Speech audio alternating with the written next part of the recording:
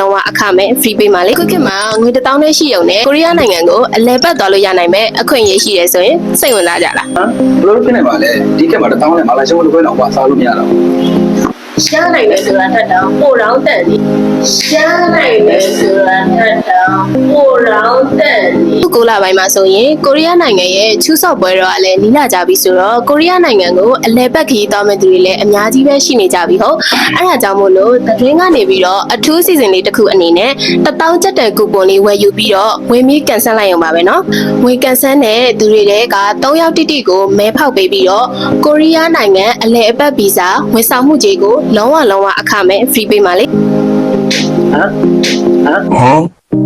တကယ်လားအဲ့လိုတစ်ခုလောက်မဲအောင်မဲမပေါက်တဲ့တည်းတော့မရဘူး ။ဘာပုံမိုက်တဲ့အချက်ပဲလေ1000ကျပ်တန်ကူပွန်ရှိုံနဲ့ဗီဇာကြေး 20% discount အခွင့်အရေးကိုရရှိမှာပါ။ဒီကူပွန်ကဇူလိုင်လကနေပြီးတော့စက်တင်ဘာလအထိ3လတိတိအကျုံးဝင်တာဆိုတော့ကိုရီးယားသွားဖို့ပြင်ဆင်နေကြတဲ့သူတွေအတွက်အပြတ်သက်ကိုတန်းနေပြီနော် ဝါဒါတော့လုံးဝမရှုံးတဲ့အစီအစဉ်ပဲဒီလိုပါဝင်ရမှာလဲဆိုပြီးတော့ဘိုးပဲလေးရတယ် ။အော်နေရောမလောနဲ့ပတ်ဝန်းကျင်နဲ့ဆိုလို့ရှိရင်တော့အရန်လွယ်ပါတယ်။ The Dream ရဲ့ Facebook နဲ့ Messenger တို့မှာဒီဗီဒီယိုလေးကိုလာပြပြီးတော့1000ကျပ်တန်ကူပွန်ကိုဝယ်ယူလိုက်ရုံပါပဲ။အော်ဒါနဲ့သတိပေးရအောင်မယ်။ promotion ကဇူလိုင်လ1ရက်နေ့ကနေပြီးတော့20ရက်နေ့အထိပဲဆိုတော့မြန်လေးဝယ်ထားမှစိတ်ချရမယ်နော်။ပြီးတော့ဇူလိုင်လ21ရက်နေ့မှာလည်းကန်ထူးရှင်တွေကိုကြီးညာပေးမှာဆိုတော့မြန်ဆုံးပါဝင်လိုက်တော့နော်။ဒီကူပွန်ကိုအဆောင်20ပဲပေးမှာမို့လို့သူများတွေထက်အရင်ဥအောင်အခုပဲအမြန်ဆုံးလာဝယ်ထားမှစိတ်ချရမယ်နော်။